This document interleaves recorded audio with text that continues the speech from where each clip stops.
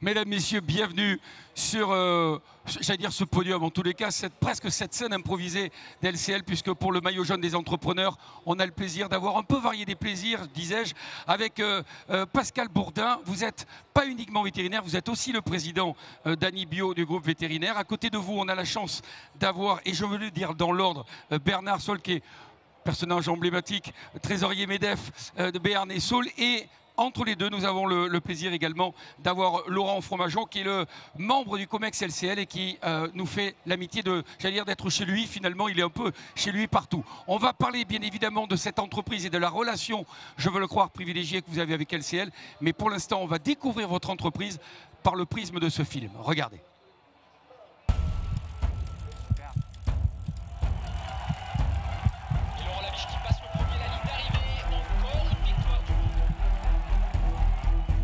Ce maillot jaune des entrepreneurs, c'est une mise en lumière du rôle du vétérinaire dans la santé publique, dans le bien-être animal et pour améliorer la qualité de prise en charge des animaux de compagnie comme des animaux d'élevage. Donc l'activité d'Anibio, c'est une activité de soins aux animaux de compagnie ENAC avec un site ouvert 7 jours sur 7, 24 heures sur 24, mais aussi une grosse activité de soins aux animaux d'élevage. On a su à un moment mettre en pause nos activités, prendre du recul, et ça nous a permis d'investir dans de nouveaux outils, de créer de nouveaux services, de créer un environnement où le personnel est content de venir travailler et s'épanouit dans son activité. Le maillot jaune est le fruit d'un travail d'équipe. Donc les valeurs partagées sont la gratitude, la reconnaissance, l'adhésion, la performance, le partage et l'engagement. Donc la prochaine étape pour nous, c'est de continuer tout ce qu'on a engagé pour la formation des collaborateurs, des vétérinaires comme des assistantes, dans le management des sites. C'est tout ce qui est RSE et donc c'est toute la démarche éco-responsable qu'on a entrepris pour essayer de valoriser tous nos déchets de soins, tous les emballages, tout le plastique. J'ai d'abord envie de le partager avec toutes les équipes du groupe Anibio, sans qui on ne serait pas là aujourd'hui, et toutes les équipes qui ont fait évoluer le groupe depuis sa création en 1968. J'ai aussi envie de le partager avec nos clients, qui sont notre moteur. Et j'aimerais que ce maillot jaune soit l'occasion d'échanger ensemble pour aller encore plus loin dans le soin aux animaux de compagnie et aux animaux d'élevage. Président et vétérinaire, Anibio, groupe vétérinaire. Rebonjour messieurs. On va d'abord parler bien sûr animaux, mais aussi finalement le lien avec l'humain. Dans le film, vous parlez de psychologie animale. Mais en tant que président, il faut aussi avoir de la psychologie avec l'humain. Est-ce que finalement c'est le centre de votre travail ou pas du tout, la relation à l'autre? Bonjour à tous. Oui, bien évidemment, en fait, la relation à l'autre, c'est le centre du travail. C'est arriver à manager des équipes, leur donner envie, faire qu'ils soient heureux de venir au travail. Et le fait qu'ils soient heureux, ça fait qu'ils travaillent mieux, qu'ils soignent mieux les animaux, qu'ils sont heureux. Et du coup, ça provoque la satisfaction des propriétaires qui est l'objectif en fait de notre activité, quoi. Vous parlez aussi dans le film, pardon, j'ai le sentiment qu'on enfonce des portes ouvertes, mais vous allez probablement me contredire, que le bien-être de l'animal est au centre de vos préoccupations. Mais j'ai envie de vous dire, est-ce que c'est pas propre à vous, ou est-ce que finalement, vous avez accru cette relation-là? Justement, vous parlez du mobilier, par tout ce qui fait que l'animal va se sentir bien. Oui, alors il y a l'animal et puis il y a le propriétaire aussi. L'objectif de cette structure, c'est de sortir du système hospitalier, du système de soins, et que quand les propriétaires d'animaux ils arrivent dans la clinique, ils se sentent bien, ils se sentent comme chez eux, et forcément les animaux aussi. Et ça, l'influence du propriétaire sur leur animal a une énorme force, une énorme incidence. Et du coup, les animaux sont moins stressés en consultation. Ça nous permet de faire des soins de meilleure qualité, des meilleures observations. Et derrière, d'adapter les traitements en conséquence. Et donc, c'est gagnant pour tout le monde. Monsieur Bourdin, on a un banquier à côté. Non, j'ai pas fini encore, j'en ai encore une. Donc forcément, on va parler un peu d'argent, en tous les cas de la relation économique. Comment vous pouvez encore améliorer les choses? Comment on fait pour investir et finalement croître? Nous, l'investissement, il passe surtout par de l'investissement humain, donc dans la formation des équipes, la volonté qui se forme d'un point de vue technique, mais aussi d'un point de vue managérial, hein, qui est un peu un manque qu'on a, nous, dans la formation vétérinaire. Et donc, on investit beaucoup là-dessus.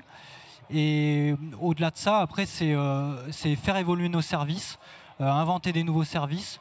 Donc là, on a ouvert il y a 6 mois un service d'urgence 24/24. Ça permet d'augmenter la qualité de soins aux animaux avec une équipe dédiée.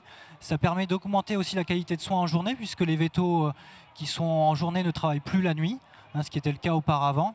Et donc on offre un meilleur service aux clients, mais aussi on offre une meilleure qualité de soins aux animaux. On va donner la parole à Laurent Fromageau, membre du COMEX bonjour, LCL. bonjour à tous. Bonjour. Laurent, quand on a, un client, un collaborateur, je ne sais pas d'ailleurs comment vous appelez les personnes qui travaillent avec vous, qui sont à l'écoute de nos clients. De vos clients. Bon, on les appelle coéquipiers, on les appelle conseillers, mais coéquipiers, on aime bien, oui. Et surtout autour de France, ça fait sens. C'est vrai. Quand on a comme ça une entreprise comme celle de votre voisin, quels sont les besoins auxquels vous avez envie de répondre? Comment vous êtes réactif? Comment ça fonctionne finalement? Alors en fait, pour accompagner un entrepreneur comme Pascal, sachant que j'ai quand même une information à vous donner, LCL va fêter ses 160 ans demain. Demain, en fait, nos 160 ans. Vous ne les faites pas? Et non, et pourtant, et nous sommes la banque d'une ETI sur 2, d'une PME sur 3 en France. Et nous sommes leaders auprès des professions libérales. Et ça, c'est lié à l'ADN de cette banque qui a été créée par un entrepreneur à Lyon. Et donc, ça explique cette présence auprès des entrepreneurs. Et pour répondre à la question, les entrepreneurs, et notamment les professions libérales, en fait, nous avons besoin de les accompagner tout au long de la vie.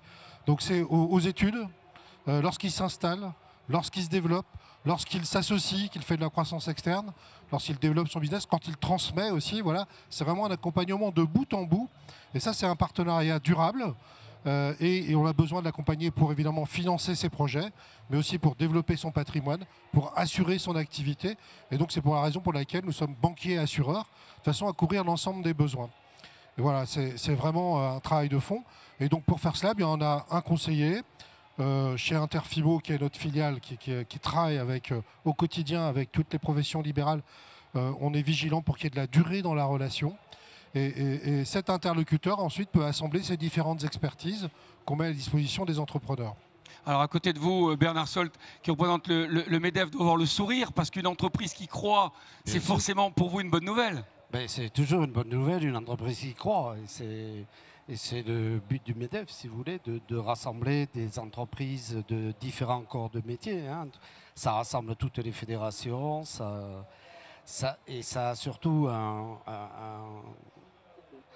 un rôle de lobbying. Hein. Le MEDEF, c'est un rôle de lobbying auprès de nos dirigeants pour faire avancer les choses pour les entrepreneurs. Hein. Et M. Bourdin me disait il y a 2 minutes, effectivement, l'idée, c'est aussi d'avoir la capacité d'avoir des vétos disponibles le week-end, qui ne soient pas les mêmes de ceux de la semaine, pour que la qualité du travail soit équitable, qu'on soit le samedi ou le mardi matin, et qu'on puisse répondre aux attentes. Ça aussi, finalement, ça crée de l'emploi, ça aussi doit vous satisfaire. Ben, tout nous satisfait quand on parle d'emploi, hein, ça c'est évident. Mais aujourd'hui, on a beaucoup de problèmes à régler. Hein. Oui. Bon, mais là, en l'occurrence, on est là pour parler de bonnes nouvelles. On va redonner le micro, si vous voulez bien, M. Bourdin, parce qu'on va recentrer le débat un peu sur le vélo. Vous avez une passion pour le cyclisme ou pour le Tour de France, ou vous regardez ça de loin?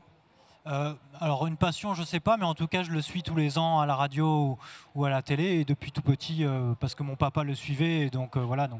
Donc j'ai bien connu les années Indurain essentiellement, quand j'étais enfant et qu'on était en vacances, c'était un peu le rituel de regarder le Tour de France l'après-midi. Donc voilà. Bon, mais là vous êtes dans l'œil du cyclone, vous allez pouvoir vivre pleinement cette étape. Et puis je vois le sourire de votre voisin qui forcément est heureux de vous dire que ce maillot-là que vous voyez là va vous être remis. Vous allez pouvoir avoir ce maillot, et vous le voyez estampillé Annie Bio, ce qui n'est quand même pas rien. Le maillot jaune, oui, je vous en prie. M. Fromageau, vous vouliez rajouter quelque chose? Oui, non, mais parce qu'on a aussi une bonne nouvelle. Je suis heureux de vous dire que ça fait 42 ans, vous le savez, que nous sommes partenaires du maillot jaune, et nous venons de renouveler le partenariat pour 5 nouvelles années. Donc pour les 5 nouvelles années, nous aurons toujours plaisir à offrir un maillot jaune aux meilleurs entrepreneurs qui sont utiles à la société, utiles à leurs clients. Et ça, c'est notre raison d'être. Formidable. Il manque le champagne, mais ça, on l'aura après. Le maillot est à vous. Toute dernière question, en vous remerciant tous les trois d'avoir répondu à notre invitation. Où va trôner ce maillot? Vous avez une idée? Je ne sais pas très bien, certainement dans une salle de réunion pour qu'il soit partagé avec les équipes. Et voilà, je pense que ça sera ça sa destinée. Ouais. Merci à tous les trois. C'était effectivement ce rendez-vous du maillot jaune des entrepreneurs LCLL. On se retrouvera demain avec notre invité pour là aussi parler de ce maillot jaune et de l'entreprise en question. Merci à tous et bonne journée. Et bonne étape.